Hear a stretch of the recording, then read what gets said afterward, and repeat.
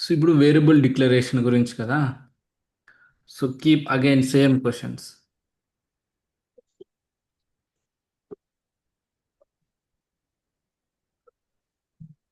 మనకు variable declaration ఎందుకు కావాలా? సో మనము కాన్వర్జేషన్ స్టార్ట్ చేసినాం అనుకో. ఇప్పుడే మీరు నేను మాట్లాడుకుంటాను. బేసిక్గా మిమ్మల్ని ఎలా మీరు మీతో మాట్లాడాలంటే నేను ఎలా మాట్లాడగలను? So because I'm the one person, మీ ముగ్గురు జాయిన్ అయినారు. సో నేను ఇప్పుడు ఎవరైనా అడగాలంటే ఏమైనా క్వశ్చన్స్ ఎలా అడగగలను? నోట్స్ తోనా? అంటే వేరే రీసెర్చ్ వర్క్ వేరే యాప్ టైప్. ఇక్కడ. సో మీకు అందరికీ ఒక నేమ్స్ ఉన్నాయి అయితే టీమ్స్లో, కానీ బేసిక్గా మీ నేమ్స్ అనేసి శ్రావణ్ అని స్పెసిఫై చేయను, ఇంకా నేను క్వశ్చన్ అడగలను అనమాట. సో ఇక్కడ సో నీకు శ్రావణ్ అనేది లేకపోతే నేను జనరల్గా అడిగితే ఎవరిని అడుగుతున్నాను ఎవరికి క్లారిటీ లేదు కదా. సో అందుకే మనకి డిక్లరేషన్ అంటారు అనమాట. Declare your self. నీ నీ అంతటికి నువ్వు ఫస్ట్ చెప్పు నువ్వు ఎవరు అనేది. సో ఆ తర్వాత నేను ఏమన్నా నీతో మాట్లాడగలను అనేసి. సో ఫస్ట్ ఏదానికన్నా కానీ వాల్యూకు మనకు నేమ్ ఇవ్వాలి. ఆ నేమ్ కానీ అనటేషన్స్ కానీ ఏదో ఒకటి ఇవ్వాలన్నమాట. ఈ ఆబ్జెక్ట్కి ఇది, ఈ ఆబ్జెక్ట్ ఇది అనేసి. సో అలా చేసినప్పుడే మనము so we can easy to communicate అనేసి. అంతే కదా. ఇప్పుడు మనకి ఈవెన్ నువ్వు ఏ పనైనా చేయని మనకి వాట్ ఎవర్ ఇట్ ఈస్, దానికి ఒక నేమ్ ఉంటాయి. మనం ఫార్మింగ్ చేసినప్పుడు చూడు టమోటా ఉంది, లైక్ మెడిసిన్స్, ఏదైనా కానీ ఎనీథింగ్ ఫస్ట్ నేమ్ ఉంటుంది. ఆ నేమ్ తర్వాత they will start the communication అనేసి. సో ఈ నేమ్స్ ఏమంటారంటే డిక్లరేషన్స్ అంటారు, వేరియబుల్ డిక్లరేషన్. సో వీటికి కూడా మనం నేమ్ పెట్టాలి కదా. నువ్వు దీని గురించి మాట్లాడుతున్నావు, ఈ వాల్యూ ఇచ్చినావు, ఏంది వాల్యూ అనేది? What is this value? So నేను ఏమన్నాను, హౌ అమౌంట్. మచ్ ఫీ అన్నా కదా. ఇది అమౌంట్ అనేది ఏంది? ఫీ అమౌంట్ అంటే నువ్వు ఇది కడుతున్నావు. వేరియబుల్. ఆ, సో అక్కడ క్లియర్గా చెప్పేటప్పుడు so you will know like what you declaring అనేసి. అర్థమైందా what is mean by variables, why it is needed అనేసి. ఇప్పుడు ఒక కాలేజ్ తీసుకుందాం.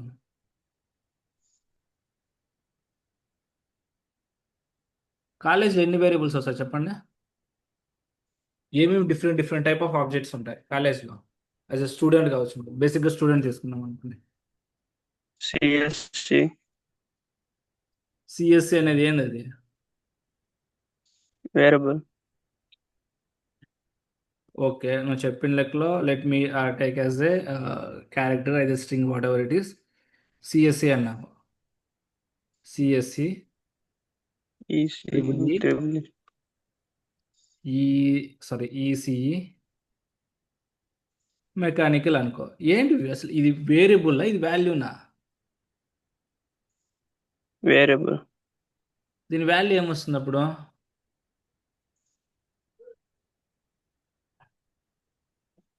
ఇప్పుడు నువ్వు పర్సన్, నేనేమొచ్చి హేము అనమాట. లైక్ ఫార్మింగ్ అంటే టమోటా అనేది చెట్టు నేమ్ అది.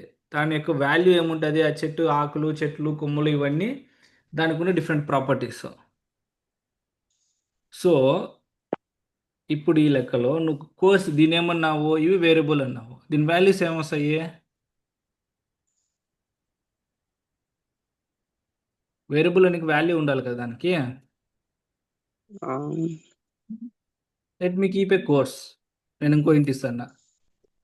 సో ఇప్పుడు కోర్స్ అనేది వేరియబుల్లా? CSE ECE triple E mechanical అనేది వేరియబుల్లా? కోర్స్ అనేది వేరియబుల్. ఎగ్జాక్ట్గా కోర్స్ అనేది వేరియబుల్. ఇక్కడ సిఎస్సి అనేది వేరియబుల్ కాదు, సిఎస్సి అనేది వాల్యూ. ఏదానికి? దాంట్లో ఉండే డేటా. కోర్స్ యొక్క ఎగ్జాక్ట్గా దానిలో ఉన్న డేటా అనమాట. మీకు అర్థమైందా శ్రావణ్ మాన్సా? సో ఇక్కడ స్ట్రింగ్ రాస్తాం, స్ట్రింగ్ కానీ whatever it is character కానీ రాస్తారనమాట. సో ఇది టైప్. ఇదేం టైప్? దీని టైప్ అనమాట. దీంట్లో what kind of data we are referring అనేసి. వాల్యూలు వేరియబుల్కి ఏముంటుంది? వాల్యూ ఉంటుంది. ఆ వాల్యూ ఏ వాల్యూని ఎవరు డిఫైన్ చేస్తారు? ఇది డిఫైన్ చేస్తుంది అనమాట. ఇది క్లియర్? ఇంకో ఎగ్జాంపుల్ చెప్పండి. ఇంకా స్టూడెంట్లు ఏముంటావు, కోర్స్ అని ఉండదు. నేమ్ ఉంటుంది, ఐడి ఉంటుంది, ఎగ్జాక్ట్లీ. ఇప్పుడు ఏజ్ నేమ్ ఉంటుంది. అనేది ప్రాపర్టీ, దాని వాల్యూ ఏమొస్తుంది? ఎగ్జాంపుల్ ఒకటి తీసుకో పర్లేదు. స్టూడెంట్ నేమ్ అనుకో, ఏదైనా ఒకటి సంథింగ్ లైక్ రామ్ అనుకో. ఇప్పుడు టైప్ ఏమొస్తుంది? Characteristic. Either string or character, depends on language అనమాట. సో ఇలా రాస్తాం మనం. బాగా గుర్తుపెట్టుకోండి, మీరు ఎప్పుడన్నా కానీ క్లాస్ కానీ వాట్ ఎవర్ వేరియబుల్ డిఫైన్ చేసేటప్పుడు first what is the name of the variable. Name of the variable ఏదాన్ని రిప్రజెంట్ చేస్తుంది? It is representing the value అనమాట. నేమ్ అనేది వెరీ క్లియర్గా నేమ్ అనే దానికి వాల్యూ ఉంటుంది. ఓకేనా? నేమ్ అనేది ఎప్పుడు సింగిల్ ప్రాపర్టీ కాదు, you should have the value. And what type of value అనేది ఎవరు డిఫైన్ చేస్తారు? వాట్ టైప్ ఆఫ్ వాల్యూని ఎవరు డిఫైన్ చేస్తారు? వేరియబుల్. టైప్ ఆఫ్ వాల్యూ అనేది దాని డేటా టైప్ డిఫైన్ చేస్తుంది.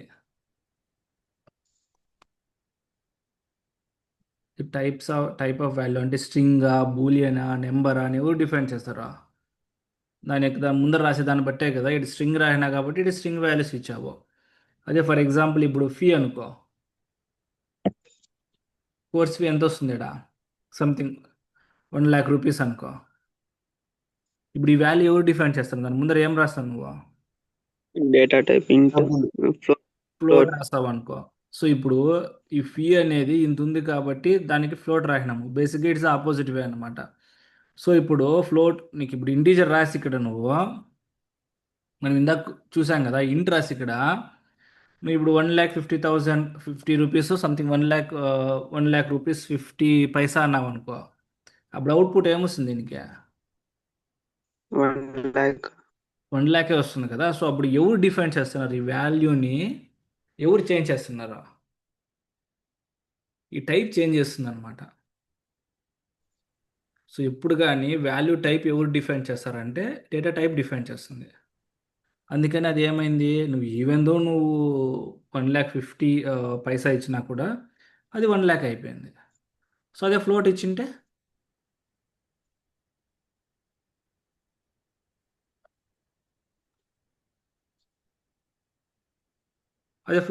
ఏమైంది అది? ఇదే ఎక్స్ప్రెషన్ ఫ్లోట్కి ఇస్తాను నేను. చెప్పండి ఎవరెవరా? ఇప్పుడు ఫ్లోట్ రాస్తా. 50 పైస్ కూడా కన్సిడర్ అవుతుంది. సో అప్పుడు ఎవరు ఎవరు ఎవరు దాన్ని ఇన్ఫ్లుయెన్స్ చేస్తున్నారు ఆ వాల్యూని? డేటా టైప్ అనమాట. ఆల్వేస్ నువ్వు ఇక్కడ ఏ వాల్యూ ఇచ్చినా కానీ ఎవరు అల్టిమేట్గా ఇన్ఫ్లుయెన్స్ చేసేదంటే ఇదే అనమాట. ఈ వాల్యూకు పేరు ఇది ఇస్తుంది. ఆ వాల్యూ యొక్క వాల్యూని ఎవరు డిఫైన్ చేస్తారంటే ఇది ఇస్తుంది అనమాట. అందుకే మీరు ఎప్పుడైనా ఈ పక్క డేటా అసైన్ చేసేటప్పుడు you have to be very careful with data type. అందుకే ఇక్కడ డేటా టైప్ చెప్పా ఫస్ట్ నేను. So then you will have the real power of data type అనేసి. సో లైక్ మీరు ఎప్పుడైనా వేరియబుల్ డిక్లేర్ చేసేటప్పుడు ఇలా చేస్తారనమాట. Data type, variable name and variable value. So variable name without value అనేది ఎప్పుడూ ఉండదు. ఈవెన్ సమ్టైమ్స్ మనం డిక్లేర్ చేయొచ్చు, but it is again the default values ఉంటాయి దానికి. మీరు డిక్లేర్ చేయకుండా కూడా డిఫాల్ట్ వాల్యూస్ ఉంటాయి. సో అది జావాలో, పైథాన్లో పాసిబుల్ అనమాట, ఇలా కాదు. సో ఇప్పుడు వెరీ క్లియర్ కదా. ఇప్పుడు దీంట్లో చెప్పండి ఏది వేరియబుల్. ఫర్ ఎగ్జాంపుల్ ఇది తీసుకుంటాను నేను. What is the variable, what is the data type, what is the value? ఇప్పుడు వేరియబుల్ నేమ్ ఏది? Amount. Amount. Exactly, amount is the variable name. And variable type ఇంట్. ఇంట్. మీరు ఎప్పుడైనా కానీ మీరు క్లియర్గా రాసేటప్పుడు కూడా అదే గుర్తుపెట్టుకోవాలి. మీరు ప్రోగ్రామింగ్ లాంగ్వేజ్ రాసేది బాగా రాయాలంటే first you have to know how to define the properties కానీ వేరియబుల్స్ కానీ. Data DAT. Okay fine. Value అనేది ఆ పక్క వచ్చే రిమైనింగ్ నీకు వేరియబుల్స్కి ఏది అసైన్ చేస్తావో ఇది వాల్యూ అవుతుంది అనమాట. వాల్యూ అనేది 1,000. సో ఇప్పుడు నాకు అమౌంట్ అని ప్రింట్ చేస్తే ఏమొస్తుంది? నీకు ఎప్పుడైనా ఈ వాల్యూని ప్రింట్ చేయాలంటే you have to print always variable అనమాట. ఈ వాల్యూ అనేది ఎప్పుడు కూడా నీకు డైరెక్ట్గా రాదు. ఎలా ఉంటుందంటే ఫర్ ఎగ్జాంపుల్ దీన్ని తీసుకుందాం అనుకో. ఏది ఇది ఫీజ్ కాలేజ్ ఫీజు తీసుకుంటాండ ఎలా ఉంటుందంటే ఇది ఎప్పుడు కూడా ఇది ఒక సర్కిల్ ఉంటుంది అనుకో. ఈ సర్కిల్‌లో వాల్యూ ఉంటది. ఇది దిస్ ఈస్ టూ స్మాల్.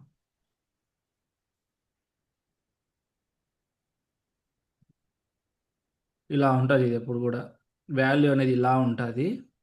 ఈ వాల్యూని ఎవరు రెఫర్ చేస్తుంటారంటే ఆల్వేస్ నీ వాల్యూని ఎప్పుడు కూడా డైరెక్ట్‌గా కాల్ చేయలేవు. దీన్ని ఎవరు రెఫర్ చేస్తారంటే ఫీ ఉంటుందన్నమాట ఈడ. సో, ఫీ అనేది దీన్ని రెఫర్ చేస్తా ఉంటుంది ఆల్వేస్. సో, ఎప్పుడు కూడా ప్రింట్ ఇది రాసినావంటే ప్రింట్ఎఫ్ కానీ whatever it is like print రాసినా కానీ ప్రింట్ ఫీ అన్నామంటే ఫీ అనేది ఏం లేదు కదా! జస్ట్ ఈజ్ ఎ నేమ్ అనమాట. నేమ్ మనకేం రాదు. సో, నేమ్‌కి అసైన్ అయిన వాల్యూ వస్తదనమాట నీకు. ఇప్పుడు టమోటా రేట్ అంటే రేట్ అనేది మనము ఇక రాసుకుంటాం అనమాట. ఆ రేట్‌కి వాల్యూ ఇస్తాం ఇక్కడ. సో, మీరు ఎప్పుడైనా వేరియబుల్ ప్రింట్ చేశారంటే అది ఏమవుతుందంటే దాని వాల్యూ ప్రింట్ అవుతది మనకి.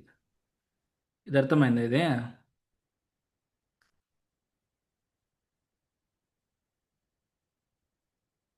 Okay. Let me ask the one question. ఇప్పుడు నేను I want to print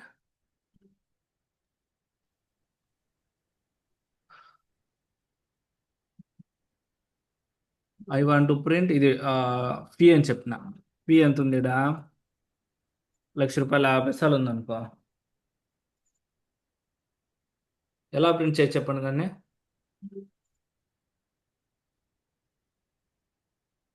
float use చేసి ప్రింట్ చేస్తాం. ఎట్లా ప్రింట్ చేయొచ్చు అంటున్నాను నేను.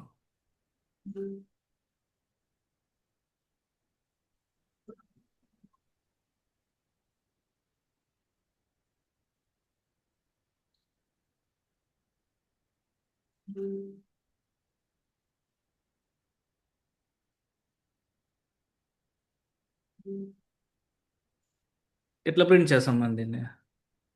ఇక్కడ దేనికి ఈ వాల్యూ అనేది దేనికి అసైన్ అయింది? పీక్నా ఫీకి అసైన్ అయింది. సో, నీకు ఎప్పుడైనా కానీ వాల్యూ అనేది నువ్వు ప్రింట్ ఎప్పుడు కూడా స్ట్రెయిట్‌గా ప్రింట్ ప్రింట్ ఫీ చేయలేవు. ప్రింట్ ఫీ ఇస్తే యూ అది హావ్ టు వాల్యూ ఎగ్జాక్ట్‌గా. ప్రింట్ఎఫ్ ఇక్కడ ఫీ ఇస్తామన్నమాట. సంథింగ్ లైక్ ముందర వెనక వాటెవర్ ఇట్ ఈస్ ఇట్లుండి ఇలా మనం వేరియబుల్ రెఫర్ చేస్తేనే వాల్యూ వస్తది. ఇది క్లియర్ అయ్యేమో నీకు? సో, ఇప్పుడు నేను సీఎస్‌సి ఇప్పుడు నేను రామ్ ప్రింట్ చేయాలి. I want to print the Ram అనేసి. ఇప్పుడు ఎలా ప్రింట్ చేస్తా? ఐ వాంట్ టు ప్రింట్ దానికో స్టూడెంట్ నేమ్ అనేసి. నేమ్ అంటే ఇప్పుడు ఎలా ప్రింట్ చేస్తాను నేను చెప్పండి? ప్రింట్ఎఫ్ ఇప్పుడు ఏమి ఇస్తాం? నేమ్ ఇస్తాం ఇక్కడ. రామ్ ఇచ్చేదానికి నేమ్. కుదరదు. ఎందుకంటే సో ఇట్స్ అ వాల్యూ. వాల్యూని అనేది మనం ఎప్పుడు డైరెక్ట్‌గా ప్రింట్ చేయలేము. So we have to print the variable name. So ఈ విధంగా మనం ప్రింట్ చేసుకోవచ్చు అనమాట. నువ్వు ఇది ప్రింట్ చేస్తే దాని అవుట్‌పుట్ ఏమొస్తదంటే రామ్ అని వస్తది.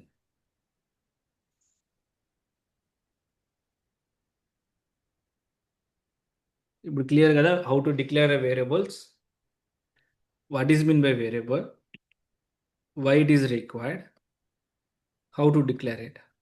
How to print it? ఇంకేమైనా క్వెషన్స్ ఉన్నాయా వేరియబుల్స్‌లో?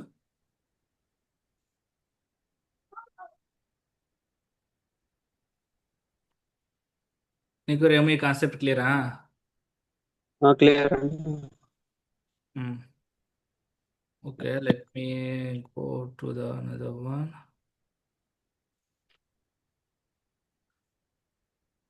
డేటా టైప్స్ ఎలా చేయొచ్చు వచ్చినది మనకి. What is the different variables data types వచ్చినది. నౌ కంట్రోల్ స్టేట్మెంట్స్ అడిగినా కదా? Let's go first.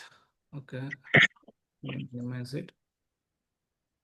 ఇక్కడేమో ఈస్ ద టైప్ వచ్చింది.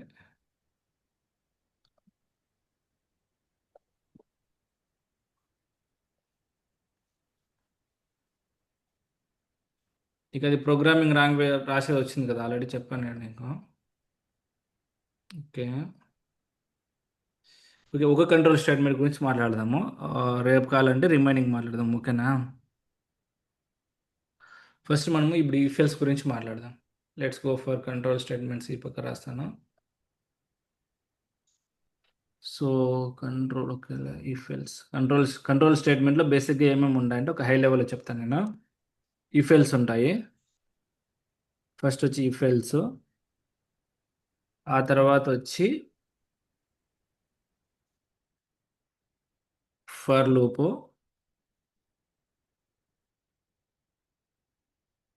ఫర్ లూప్ కన్నా కానీ ఫస్ట్ వైల్ లూపు,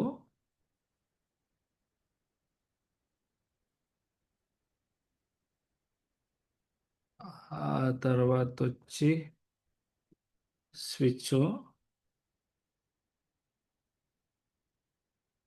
యాక్చువల్గా స్విచ్ ఫస్ట్, తర్వాత వైల్ లూపు, ఆ తర్వాత ఫర్ లూప్. ఓకేనా, ఇవి బేసిక్గా these the different type of control statements మనకి.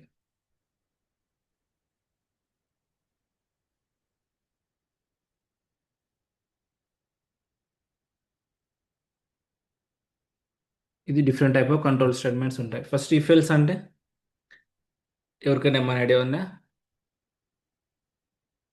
When we will go for if else?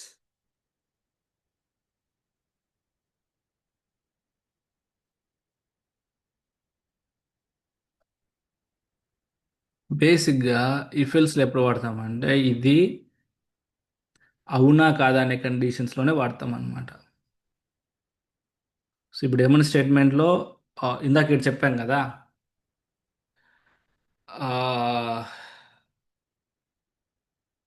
Boolean expressions అనేసి ఏం చెప్పినాము, yes or no, true or false, on and off చెప్పాం కదా. ఇవన్నీ ఎక్కడ ఎక్కడ మోస్ట్ ఆఫ్ ద కేసులు ఎక్కడ యూస్ చేస్తామంటే మనం ఇఫ్లోనే యూస్ చేస్తాం అనమాట. ఇక్కడ ఇఫ్ అని రాయినామంటే ఇఫ్, దాని లోపల ఏం రాస్తామంటే కండిషన్ రాస్తాం. So if condition is true then execute this block of statements. ఈ కొన్ని స్టేట్మెంట్స్ ఉంటాయి ఇక్కడ.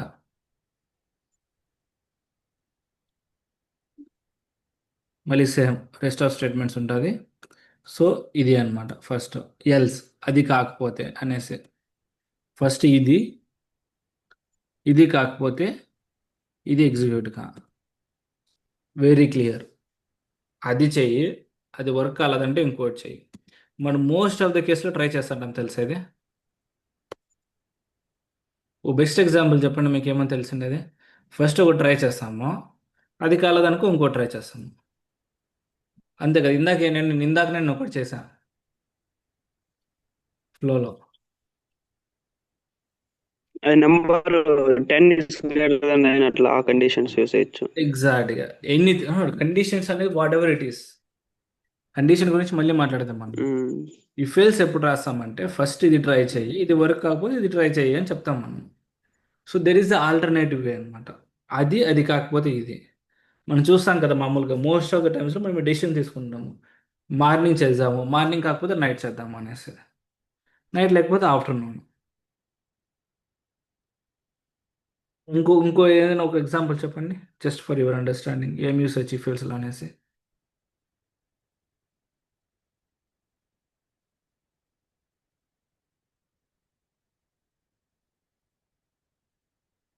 నేను ఇందాక ఓ లింక్ పంపించిన, అది వర్క్ అయిందా మీకు? జూమ్ లింక్ వర్క్ కాలేదు కదా. అప్పుడు వర్క్ కాలేదు కాబట్టి ఏం చేసినాను నేను, ఇంకో లింక్ ఇంకో లింక్. ఇంకో లింక్ పంపించిన, సేమ్ కేసు అనమాట. సో ఎప్పుడన్నా కానీ నువ్వు ఏదైనా పని చేసేటప్పుడు ఇది చేస్తాం అనుకుంటా, ఇది వర్క్ కాకపోతే ఇంకోటి చేస్తాం అనమాట. సో మనం అంతే కదా, ఫస్ట్ ఏం చేస్తామో ఏదైనా ఎగ్జామ్ రాస్తాము, ఆ ఎగ్జామ్లో క్వాలిఫై కాకపోతే ఇంకో ఎగ్జామ్ రాస్తాం అనమాట. So it's very very clear. నీకు మామూలుగా ఇదేముంటా చెప్పు, మామూలుగా supplementary exams first time main exams రాస్తావు, ఇక్కడ మెయిన్ ఎగ్జామ్స్ రాసినాము, మెయిన్ ఎగ్జామ్లో ఫెయిల్ అయిపోయినావు, అప్పుడేం చేస్తావు, సప్లిమెంటరీ ఉంటుంది కదా. సో ఇట్స్ ఆల్టర్నేటివ్ అంతే. ఇది కాలేదు, దానికి ఆల్టర్నేటివ్ ఏంటి, ఇది ఉంది. సేమ్ నీకు ఎప్పుడైతే ఆల్టర్నేటివ్ ఫ్లోస్ కావాలో అప్పుడు ఈ ఫెయిల్స్కి పోతాను. అది కాకపోతే ఇది. క్లియరా ఇది? నువ్వు ఎగ్జాంపుల్ చెప్పు శ్రావణ ఒకటి, when we will go for ఈ fails.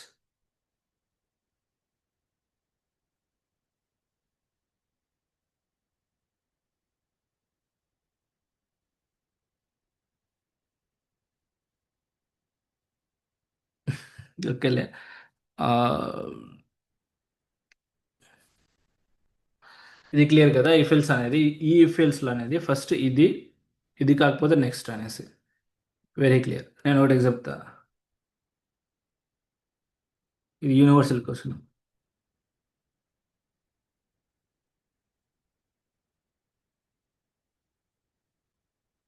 How to calculate is person is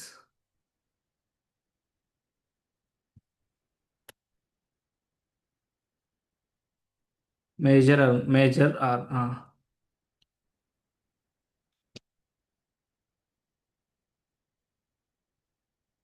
ఎలా క్యాలిక్యులేట్ చేస్తారు ఈ పర్సన్ మేజరా కాదా అనేసి? ఆడ ఎన్ని లూఫ్లు ఉన్నాయి, ఎన్ని ఉన్నాయడా?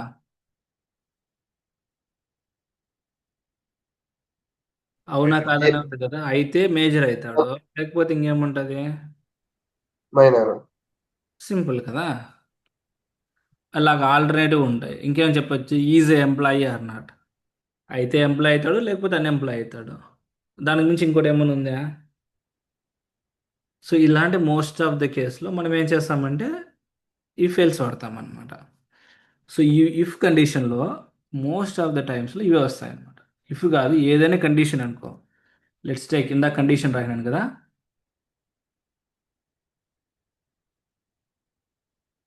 కండిషన్లో మోస్ట్ ఆఫ్ ద టైమ్స్లో ఇవే వస్తాయి.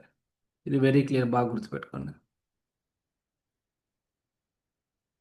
మోస్ట్ ఆఫ్ ద కేసులో మీకు ఏమొస్తుంది అంటే either less than or equal to, greater than or equal to, less than or equal to, greater than or equal to, not equal to, ఈ కండిషన్స్ మాత్రమే వస్తాయి కండిషన్స్లో. మోస్ట్ ఆఫ్ ద కేసులో, most of the కదా, నాకు తెలిసి దీన్ని తప్పించి ఇంకేమీ రావనుకుంటాను, బట్ మోస్ట్ ఆఫ్ ద కేసులో ఇవే వస్తాయి. ఇప్పుడు ఈ ఈ చిన్న లాజిక్ని దీనికి అప్లై చేద్దాం. ఈ కండిషన్కి ఇప్పుడు ఎలా రాస్తాను చెప్పు, వాటి కండిషన్ ఏం రాస్తాను చెప్పు ఇక్కడ ఇఫ్లో. దీనికి మనం ఇఫ్ రాద్దామని ఫిక్స్ అయినాం, ఎందుకంటే అయితే మేజర్ అవుతాడు లేకపోతే మైనర్ అవుతాడు, ఇంకో there is no other choice అనమాట. సో ఇఫ్ ఎల్స్ ఉంటుంది, లేకపోతే ఇన్ కేస్ 3 కేసెస్ ఉంటే అది డిఫరెంట్. ఓకే, ఇప్పుడు దీనికి ఎలా కండిషన్ రాస్తాము, ఇఫ్ దేని బేస్ చేసుకొని మేజరా మైనరా చెప్తాము? 18 ఇయర్స్ ఉన్నా. 18. ఏజ్ గ్రేటర్ దాన్ 18 అనుకో, గ్రేటర్ దానే కదా రాస్తాము. అప్పుడు దీన్ని అప్లై చేసినట్లే కదా నువ్వు, ఏది అప్లై చేస్తావు ఇక్కడ? దీన్ని అప్లై చేస్తావు కదా ఇక్కడ. గ్రేటర్ దాన్ ఉండేదాన్ని. ఏజ్ గ్రేటర్ దాన్ అయితే అప్పుడు ఏం చేస్తావు, మేజరో మైనరో రాస్తావు అనమాట ఇక్కడ.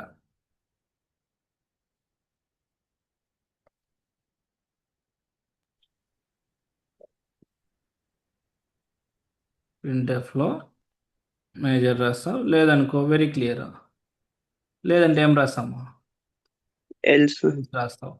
ఎల్స్ Else రాసి రాసి ఇక్కడ ప్రింట్ఎఫ్, మైనస్ లో ఇక్కడ మైనర్ రాసుకుంటాం. ఏమైనా డిఫికల్టీ ఉంది ఇక్కడ? ఇప్పుడు ఏజ్ రాసినావు కదా, ఏజ్ అనే దానికి ఇప్పుడు ఏజ్ రెఫర్ చేస్తున్నావు, దానికంటే ఒక వేరియబుల్ రాయాలి కదా నువ్వు. స్ట్రైట్ ఫార్వర్డ్ అయితే రాయలేం కదా మనం, అట్లా ఎర్రర్ వస్తుంది. ఇప్పుడు దీన్ని ఎలా రాస్తారు చెప్పు, దీనికి వేరియబుల్ రాయాలి కదా. ఇప్పుడు ఎలా రాస్తారు చెప్పండి దానికి, ఏజ్కి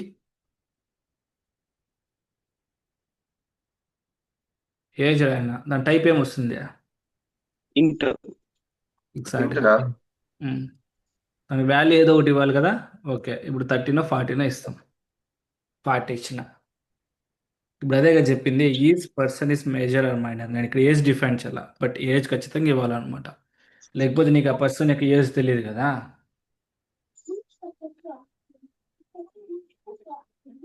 ఈజ్ ఏజ్ ఇస్ 40 అని ఇవ్వాలి యాక్చువల్గా ఇట్లా.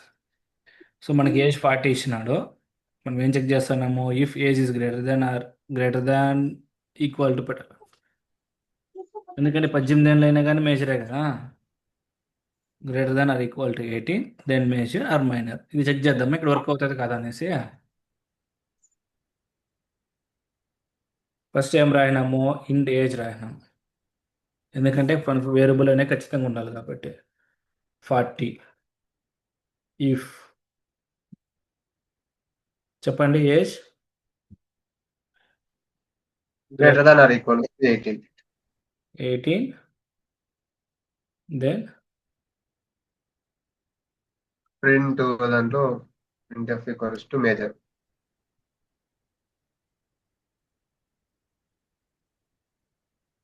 Else printf equals to minor. అసలు ఇప్పుడు ఇఫ్ ఎల్స్ అనేది ఎప్పుడు రాస్తామో క్లారిటీ ఉంది కదా మీకు ఇప్పుడు. Very clear. అవును. అవునా కాదా? అవును అన్నప్పుడు ఒకటి జరగాల, కాదన్నప్పుడు ఇంకోటి. కాదన్నప్పుడు సో ఇంకోటి. ఇలాంటి కండిషన్లో మాత్రమే ఓకే ఇది డబుల్ కోట్స్.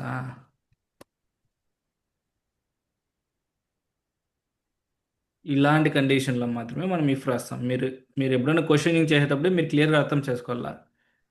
ఇటు మనకి క్వశ్చన్లో అర్థమైపోతుంది కదా, ఈజ్ ఏ మేజర్ ఆర్ అనేసి. ఈజ్ ఏ మేజర్, మేజర్ కాకపోతే ఇంకేముంది, మైనరే ఉంది కదా, ఇంకేం మైనర్. లేదు. సో ఇట్స్ వెరీ క్లియర్, అవునా కాదా అనేసి. అయితే ఇది లేకపోతే అది అనేసి. సో ఇలాంటి కేసుల్లో మనం ఇఫ్ వాడతాం. ఎనీ క్వశ్చన్, ఏమైనా క్వశ్చన్స్ ఉన్నాయి ఇఫ్ ఇఫ్ ఎప్పుడు వాడాలనేసి. సేమ్ పైథాన్లో కూడా అంతే అనమాట. Very clear. ఫస్ట్ ఏం రాసుకోవాలి మనము, ఏజ్. వాడు ఏజ్ 40 ఇచ్చినాడు కాబట్టి 40 రాయినాం. సో ఇటు సెమీ కోలన్స్ అవసరం లేదు, సెమీ కోలన్స్ అవసరం లేదు, పైథాన్లో ఏం అవసరం లేదు. సో అప్పుడు ఏం రాస్తాము, if age if a greater than or equals to 18. And print major. మీరు రెండు క్లియర్గా అబ్జర్వ్ చేస్తే లాజిక్ ఏమైనా చేంజ్ అవుతుంది ఇక్కడ, వే ఆఫ్ రైటింగ్ చేంజ్ అయింది అంతే. ఏం రాశాను, ఆడ బ్రేసెస్ ఇచ్చాము, ఇక్కడ బ్రేసెస్ ఇలా. ఇది ఆప్షనల్, నువ్వు ఇస్తే ఇచ్చుకోవచ్చు లేకపోతే లేదు. Still it is a valid, you can give అనమాట. మళ్ళీ ఏం చేంజ్ అయింది ఇక్కడ, డేటా టైప్ ఇవ్వలేదు, ఎందుకంటే ఇక్కడ type is not a mandatory కాబట్టి. సో అంతకుమించి ఏమైనా చేంజ్ ఉంది, కోడ్ చేంజ్.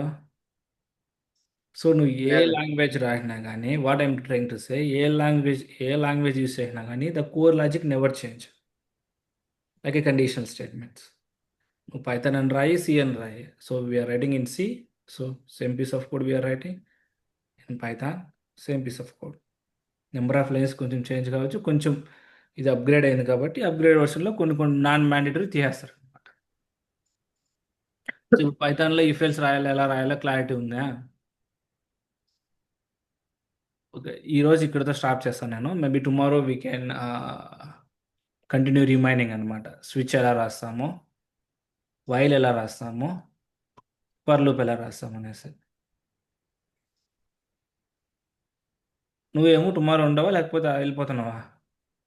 బెంగళూరు పోతా. బెంగళూరు పోతావా? అయితే బెంగళూరులో జాయిన్ అయ్యాం కదా. ఆ, ఇది రేపు చేద్దాము. ఇది ఇఫ్ అర్థమైంది క్లియర్గా. ఆ, ఇంకా రేపు ఒకసారి ప్రాక్టీస్ చేయి. ప్రాక్టీస్ అంటే ఆన్లైన్లో చెక్ చేయి, ఇంకా ఎలాంటి సినారియోస్లో మనం వాడతాము అనేసి. బేసిక్గా ఈ కండిషన్ అనేది వీటిలోనే ఉంటుంది, బాగా గుర్తుపెట్టుకో. Most of the times equals or equal to, not equal to. ఇప్పుడు ఇద్దరు ఎంప్లాయీస్ సేమ్ ఏజా కదని ఎలా చెక్ చేస్తాం చెప్పండి, ఇఫ్ ఇట్ ఈస్ 2 స్టూడెంట్స్ అనేది. ఇది ఒకటి చెప్పండి, ఇది అడుగుతుంది, ఇది లాస్ట్ క్వశ్చన్. ఇప్పుడు టూ స్టూడెంట్స్ అనేది సేమ్ ఏజా కాదని ఎలా చెక్ చేస్తారు? ఇప్పుడు స్టూడెంట్ ఏ ఉన్నాడు, ఈక్వల్ టునా? ఇప్పుడు స్టూడెంట్ బి ఉన్నాడు. వీళ్ళిద్దరికి are they both have the same age అంట. A equal to B. Same ఎగ్జాక్ట్లీగా ఆర్ సేమ్ ఏజ్. సో ఇప్పుడు సేమ్ ఏజా కదని అడుగుతున్నా, అంటే ఇక్కడ వచ్చే పాసిబిలిటీస్ ఏమున్నాయి, అయితే సేమ్ ఏజ్ ఉంటుంది, లేకపోతే కాదు, అంతే. అంతకుమించి నేనేం అడగట్లేదు కదా. సో అప్పుడు ఏం రాస్తాము, ఇంటూ ఫస్ట్ స్టూడెంట్ ఏజ్, ఎందుకంటే స్టూడెంట్ ఏ కదా, ఏ ఏజ్ ఏముంటుంది, ఒక 10 పెట్టుకుంటాం, సారీ ఒక 20 పెట్టుకుందాం. మళ్ళీ ఇక్కడ ఏం రాస్తాము, ఏం రాయాలా, ఇద్దరు ఏజ్లు కదా నేను చెప్పింది. అప్పుడు ఫస్ట్ బి ఏజ్ రాసుకోవాలడా, 21 రాస్తాం. అప్పుడు ఇఫ్ కండిషన్, ఇప్పుడు ఏం రాస్తాము, a age equal double equal to age b age. Same అయితే print age is equal. Same age is equal whatever it is, ఏదైనా రాయండి మళ్ళీ ఒకసారి. అండ్ ఎల్స్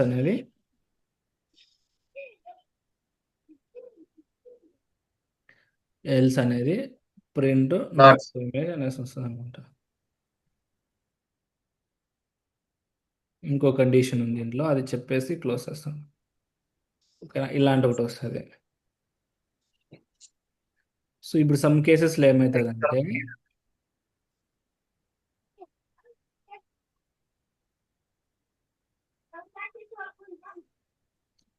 సమ్ కండిషన్స్లో ఏమవుతుందంటే మల్టిపుల్ కండిషన్స్ వచ్చేదానికి కూడా ఛాన్సెస్ ఉంటాయన్నమాట. ఇప్పుడు లెట్ మీ లైక్, ఇప్పుడు మనకు ఒక రోజులో ఉంది కదా, good morning, good afternoon, good evening ఎలా చెప్తారు చెప్పండి. సో ఇది very clear. So now I have one more question, how to greeting అనేసి, అంటే good morning, good afternoon, good evening, నీకు రోజు గ్రీట్ చేయాలంటే ఉంటుంది కదా. ఏమిస్తానా, good morning, good afternoon, good evening, good night. దీన్ని చెప్పండి. టైం బట్టి డిక్లేర్ చేయొచ్చు. అదే టైం అనుకో. Okay, let's me consider less than time. Okay, time అంటే అవర్స్ పెట్టుకుందాం మనం. ఓకేనా, ఏంటి అవర్స్ రాసుకున్నాను నేను ఇక్కడ. ఇప్పుడు కండిషన్ చెప్పడానికి, if if hours is less than 12, hours వచ్చి లెస్ దాన్ 12, మళ్ళా లెస్ దాన్ 12. ప్రింట్ ఓకే, మీరు కూడా చూస్తా అనండి, తప్పు చెప్తే మళ్ళీ అన్నీ చెప్పాక మళ్ళీ చెప్పండి. ఓకే, ఇప్పుడు ఏమంటాడు, మార్నింగ్ అంటాను. ఓకేనా, నెక్స్ట్ ఆఫ్టర్నూన్ చెప్పు. ఇఫ్ వాళ్ళు ఎల్సిఫ్ వాడతారు. ఎల్సిఫ్ కూడా వాడచ్చు కదా. సారీ, ఎల్సిఫే వాడాల్సింది, అందుకే అది చెప్దామనేసి. Elif hour is greater than 12 and less than 3 hours. Okay, greater than 12 and hours double and ఇవ్వాలి కదా. ఇది డబుల్ అండ్ డబుల్. ఓకేలే, అంటే ఆ రెండిట్లో ఏదైనా ఒకటి తప్ప అయినా కూడా కాదు. ఓకేలే, బేసిక్గా అండ్ అంటే అంతేలే. Okay fine. ఇప్పుడు ఏం చేస్తాము, ప్రింట్ ఎఫ్ ఆఫ్టర్నూన్ అన్నాం, మళ్ళీ ఎల్స్. Again elif. 4 ఉన్నాయి, ఆఫ్టర్నూన్, ఈవినింగ్, నైట్ ఉన్నాయి. Okay. Again hours greater than 300, hours less than 6. ఓకేలే, లెస్ దాన్ 6 అనుకో. ప్రింట్ ఈవినింగ్ అని వస్తుంది. లాస్ట్లో ఎల్స్, ఇవేవి కాకుండా అయితే ప్రింట్ గుడ్ నైట్ పెట్టుకోవచ్చు నువ్వు.